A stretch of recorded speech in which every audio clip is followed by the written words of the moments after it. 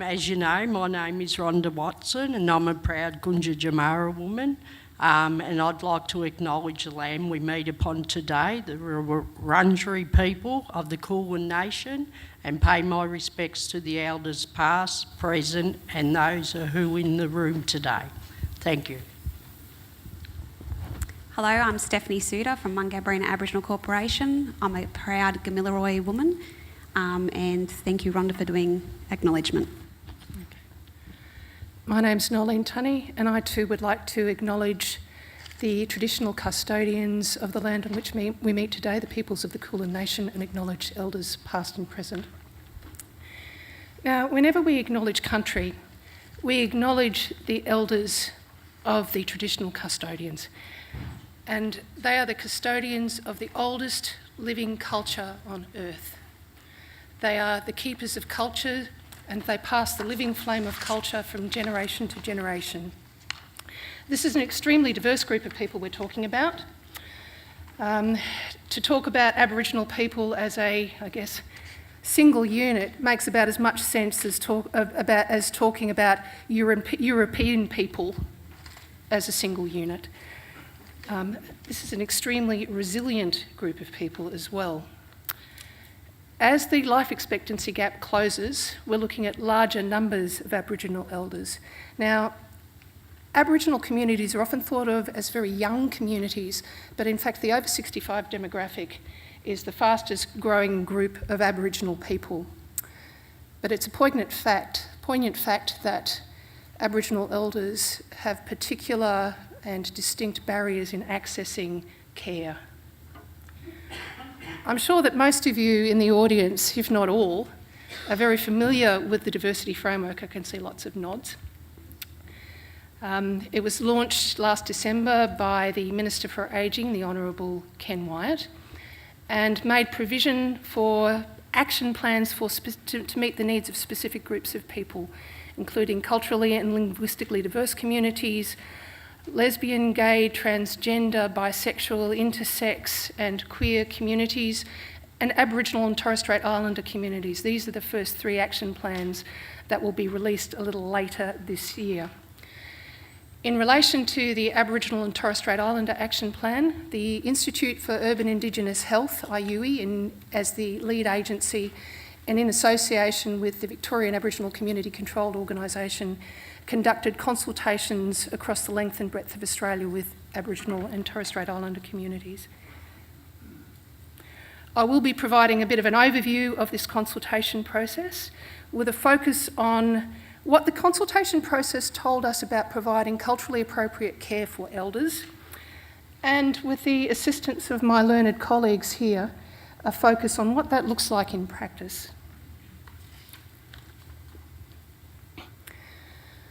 So our consultation process involved Aboriginal people at all levels and all stages of its design and implementation. We knew that in the 3 months available to us for consultation that we wouldn't be able to reach every community in Australia. However, we can accurately and honestly say that we have representation from across the diverse contexts in which care is provided to Aboriginal elders. So metropolitan, regional, remote. We looked at Commonwealth Home Support Program provision, aged care package provision, residential care. We spoke to community members, we spoke to carers, we spoke to organisations and peak bodies. And we also had a submission from the Healing Foundation, who specifically represent the interests of the Stolen Generations people. Our survey responses broadly reflect the composition of Aboriginal communities across Australia. So, for example, the Aboriginal population of New South Wales and Queensland make up 62% of the Aboriginal population overall, and 55% of our survey responses came from New South Wales and Queensland. And we used our site visits to explore in greater depth the themes that were raised through our questionnaire responses. If anyone's really interested in the very fine detail of who said what to whom, where and how, please do come to me later. But what I'm really wanting to focus on is what the consultations told us, as I mentioned before. I will be asking one of my colleagues in the audience to actually keep time for us so that we don't spend an hour talking on every question, but we've broadly grouped our themes under the 6 consumer outcome headings that are listed in the diversity framework. And if you'll excuse me, I'm not going to use the word consumer ever again in the context of this presentation because I actually loathe the term. What we are talking about is community members. So when I talk about community, you know who I'm talking about. So, step number 1. We knew even before we started this consultation that we had anecdotal evidence that Aboriginal community members and Aboriginal service providers had limited or patchy understanding of what the aged care reforms actually mean to them as service providers and service recipients. It's kind of interesting to note that our community members, when asked, around half of them didn't actually know what sort of aged care assessment they'd actually participated in. And when we asked that group of respondents who said that they were receiving Commonwealth Home Support Program services, about 52% of them said that they weren't actually sure what sort of services they were entitled to within the Commonwealth Home Support Program. So I've got a couple of questions, and the first of those is, if we're looking at what it means to have accessible information for Aboriginal elders, what does that actually look like? What is accessible information?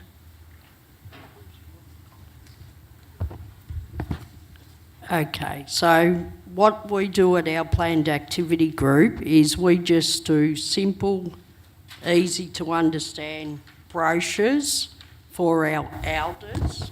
This is one of our brochures. So as you see, it's easy, explanatory and for them to understand. A lot of them prefer face-to-face values when it comes to doing anything to do with going online and doing things to get into funding and all that. So I don't really know much about the MAC because I haven't had to use that. So we'll leave that one to Steph. She's more into all that than what I am. Yeah, I've been fortunate enough.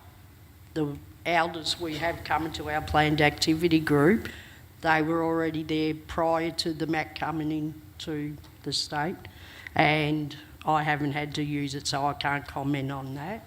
So, yeah. Okay. So, just as a point of interest, the My Aged Care, the MAC, is supposed to be the absolute, go-to central point for accessing information. Can you tell me how accessible the My Aged Care portal is for Aboriginal people? So I'll take this one. My Aged Care is in no way, shape or form accessible to anyone, whether you are Aboriginal or Torres Strait Islander or you are mainstream. I worked in New South Wales when they did the transition quite a fair few years ago. It wasn't accessible then and it's still not accessible now. My Aged Care did say that they were going to revamp and redesign. I still haven't seen that. My clients, I don't even get them on My Aged Care. I go straight through to the ACADS team. I just don't think it's right to have my clients get asked the questions that I ask. Then My Aged Care calls them and asks the exact same questions over the phone, and then they have an assessor come out, speak to them about those same questions, probably a little bit more elaborate, and then My Aged Care then calls them again and say, oh yeah, you've been fine and you can get this through. Nothing is explained to clients in the way of, this is what you're going to get, this is how you're going to get it, this is the time frame. And it's lucky enough that we have ANS workers within Victoria that can explain these things to the clients one-on-one, so then they exactly know what's going on and how they're actually going to go through this process. As I said, My Aged Care is not that great. Okay.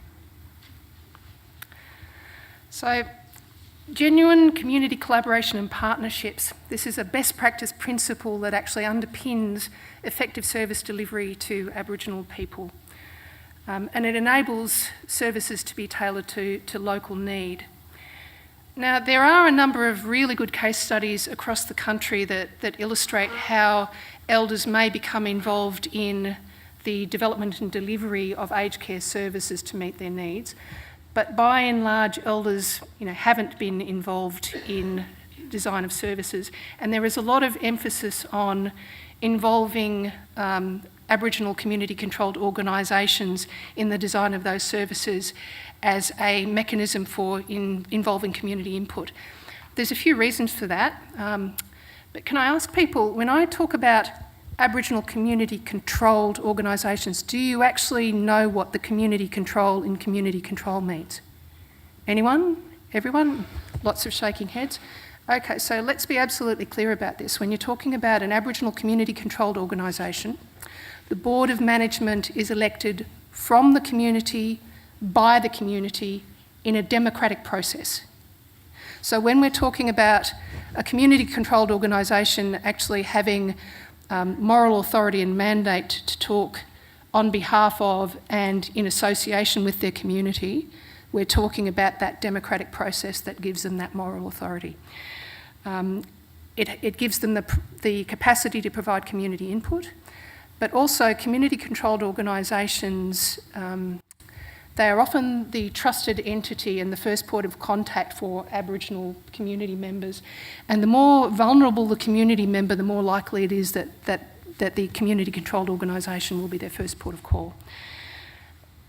Also, one of the themes that flowed through the results of our consultation process emphasised holistic service provision and holistic care and service delivery models. And actually the partnership between aged care services and community control enables development and delivery of those holistic care models. So turning to my colleagues here, can you give us a bit of insight about how you involve your community in the design and delivery of the services that you offer?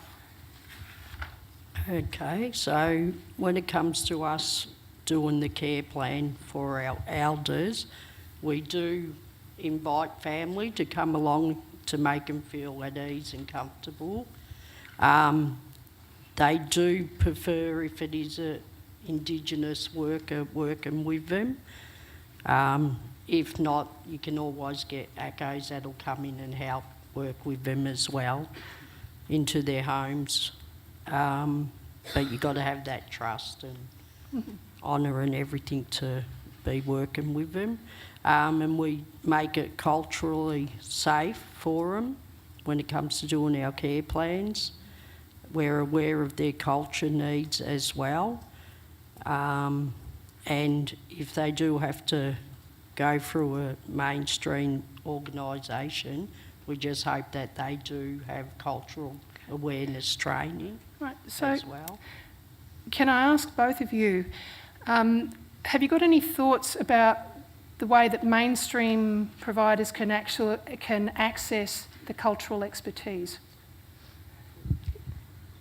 So actually at Mungabari and Aboriginal Corporation we have cultural awareness training. Cultural awareness training has to be an ongoing thing. It can't just be a once-off thing and you are qualified. It's got to be a thing that is ongoing. There's so much to learn in each region, and that can be, you've got numerous tribes from each region. Making sure that you are culturally appropriate within your services is a really, really strong thing that every mainstream service needs. I work a lot because my clients actually don't get service through our organisation for the home care services, so I work with the mainstream providers and make sure that my clients are getting the services they need, plus the clients can call me at any time when they need the services to be changed. So if we're looking at accessible care and support, It obviously makes sense to recruit Aboriginal workers with a knowledge of local protocols, and I'll back up what Stephanie says about that. You know, given the diversity of Aboriginal communities, it's local worker, local protocol, local community, to provide assessment and services to Aboriginal people, and also to provide cultural safety training to organisations that actually meets the needs of local community. Now, if you're looking at remote services and remote communities, there are some pretty obvious barriers to actually putting together a culturally appropriate service. We're talking travel costs, we're talking a whole range of barriers that are imposed by geography. I guess what is less obvious is the extent to which historical, cultural and lived experience factors can actually throw up barriers for Aboriginal people living in regional and metropolitan areas as well. So the question I'd like to pose is, to what extent does the accessibility of service depend on its cultural safety? And how would you know, just by looking at it, that a service is culturally safe? Well, at ACES, our vision for the elders that come to our planned activity group is culturally safe. It's a place of choice. We will lead in service delivery whilst maintaining Aboriginal culture and values around family and kin. We will heed with and promote Aboriginal values, cultural safety, and provide leadership in Aboriginal aged care practice, and they just feel like they're respected because of the culture we have, and they feel like they're truly listened to, and they're not feeling like their dignities, you know, looked down upon, and racism and all that. So in our environment, we make that all safe for them. And Rhonda, if I didn't know that the Aboriginal Community Elder Service was in fact an Aboriginal service, if I just walked into ACES, is there any way that I'd know that it was an Aboriginal org? Yes. What things would you point out to actually be as the hallmarks of your Aboriginality as a service? Well, when you first come into ACES, we have the flag, the Aboriginal flag. And when you first walk into reception, we have pamphlets there on Indigenous other networks as well as artwork. We have our big cultural sign when you first walk in, so that tells you all our values, respect and everything for the Indigenous people. And we do have a few Aboriginal workers as well, so it makes them feel welcome and comfortable. And is cultural safety, or the lack of it, a barrier to accessibility for Aboriginal people trying to access an aged care service? What do you think, Steph? In the area that I'm in, it's not as bad. I've found quite good services, mainstream services, that do provide culturally safe services for my community. In New South Wales, I find that it's definitely hard for them because we are basically right on the border. It's just a river that's cutting New South Wales from Victoria off in my area. They have no services whatsoever over there, no support. It's not fair on them, and the cultural safety is just not there, and it should be there. So why can't Aboriginal people just go to any old mainstream service? I mean, why is cultural safety important? With Aboriginal people, you want to be treated like a family. So at Mungabarina, you can walk in, you can go straight into our kitchen, make yourself a cuppa, grab yourself a feed. There's always food in the fridge, and they're always welcomed with open arms. There's workers that just walk through the corridor and have a cuppa sit down and have a cuppa with any of the clients. They don't have to be a home care client. They can be a justice client. They can be from the preschool. It doesn't matter. as long as you're a client of Mungabarina or even one that just wants to come in and have a cuppa, that's all that matters.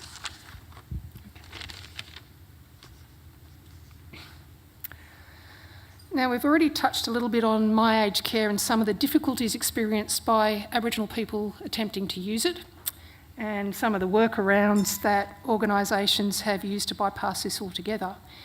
Now, some of the key themes arising from our consultation process also related to the need for involvement of Aboriginal staff in the assessment process and in service delivery to tailor services to local conditions and individual need. Now, Steph has already started the conversation about what happens when you have Aboriginal staff involved in that process. You know, how does that change the atmosphere of the service and the way that it's delivered? But I'd like to probe that a little bit further and ask about the flexibility of the services and what flexibility do you build into your services to provide for the elders that you work with? So with our elders, it's always a choice of what they want to do, not what I think they should be doing, not what the government thinks that they should be doing, and none of those stipulations are put in place. It's what they want to do, how they want to do it, and when they want to do it. With the services also, with having an ANS worker, it is the fact that I make sure that if an elder is sleeping on a mattress in the lounge room after having surgery, hip replacement, that post-acute care doesn't go in and think that that's elder abuse. That's that elder wanting to do that. That's normal for an elder. That's nothing out of the ordinary. And that's no reason to be able to put in a report to anyone. And making sure that those clients are getting the services that they need, they want, and that they are culturally appropriate without my aged care, without the government telling them what they can and can't do in their own home. Okay. I'd also like to probe one particular aspect of the aged care system, and that's around the assessment process. I've had a lot of Aboriginal community-controlled organisations tell me that they often have workers accompanying an elder to an assessment, to their aged care assessment. Tell me about that. Why is that, and what's your role and function when you do that? So I go to every home care assessment.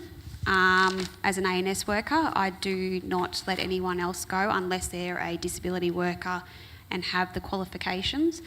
Those clients need that support. They need to know exactly what's going on, what's being asked of them. The questions that are asked can be very, very personalised about their own lives, about the way they live it, what they eat, how they go with showering. Obviously, if there is a male that's having a home care assessment, I will remove myself from that assessment and I will make sure that there's a male present with the assessor. The assessor sometimes don't understand why I remove myself, but it's men's business. And that's making sure that it's culturally appropriate for every single client that I have going in there. You need to have a worker. You need to be able to explain to the client, but also to the family, what's going to happen next. They may get told right then and there that they've been approved for a package, but don't realise that they've got a waiting period, and it's a national-wide waiting period. So they could be waiting 12 to 18 months for any type of services to start. Okay. Outcome 5, respectful and inclusive services. Now, cultural safety, I think I've harped on and on that cultural safety is a key enabler for older Aboriginal people accessing aged care. And it is integral to the effectiveness of supports in meeting the needs of the person. I'd like to ask my colleagues about some of the way their organisations express cultural safety and respect for culture. But before I do that, I'd also like to flag the fact that we have a pressing need to actually be able to monitor cultural safety strategies. So I guess the sorts of examples that spring to mind are I'm sure you've all experienced them. There are tender processes which talk about the need to be able to meet the needs of different groups.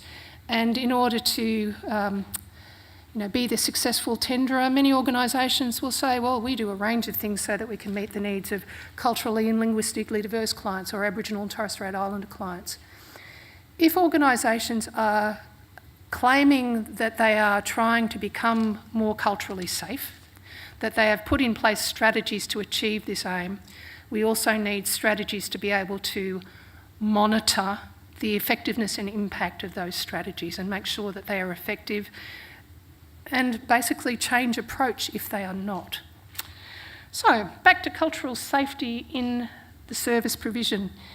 Now, it's really important for people to be able to participate in cultural events and activities, and I'd really like both of you to talk to me about the sorts of support you provide to elders and the range of activities that elders participate in. And I guess they're links to culture because I guess the example I'm going to throw up is the annual football game known as Dreamtime at the G.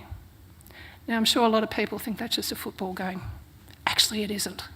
So I'm going to throw to my two colleagues here and get their opinions on this.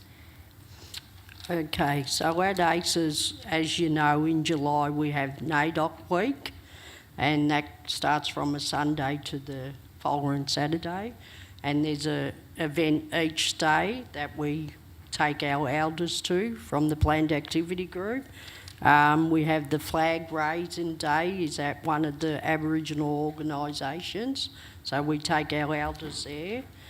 Then we have an elders lunch where they get together at another organisation and they get to meet and talk with their family and relatives, which is important for them to keep that commitment to family. If they're in the aged care, a lot of them may not get to see their family and relatives, so it is important to take them to these cultural events. We have at ACES a breakfast as well every year. Then we even take them to the march. So we drive with the buses, but we've got our elders there for that as well.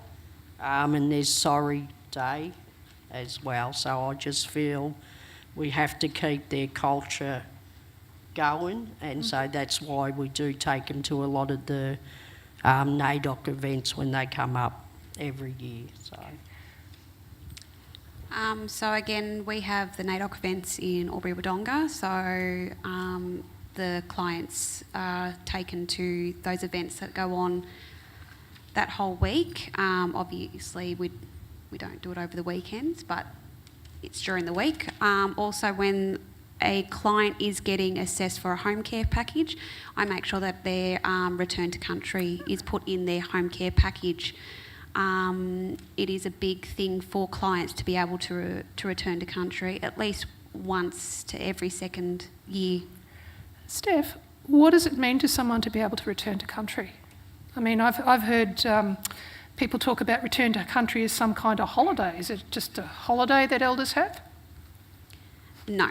So return to country is 9 times out of 10, most people have all their family there and they're not living on their country. I know for myself, if I return to country, as soon as I get on that land, I take my shoes off and I walk around barefoot the whole time. It heals. It does wondrous things that not everyone knows about until you can actually do it yourself. It's not just a holiday. It's actually healing for every single person that goes back to country. And just by the by, what does it mean to an elder to be able to be supported to participate in sorry business? Why is that important? Sorry business is definitely something that needs to be done by every elder and should be supported the whole way through their package. Outcome 6, meeting the needs of the most vulnerable. Now, Aboriginal and Torres Strait Islander people are classified as a special needs group, horrible term, but that's the classification under the Aged Care Act, signifying that there are barriers that Aboriginal people face in accessing aged care services. Now, in the context of our diversity framework, front and centre for us in the development of that framework was the concept of intersectionality. The fact that somebody may be a member of more than one group and one group of experiences that separates them from services that they might need.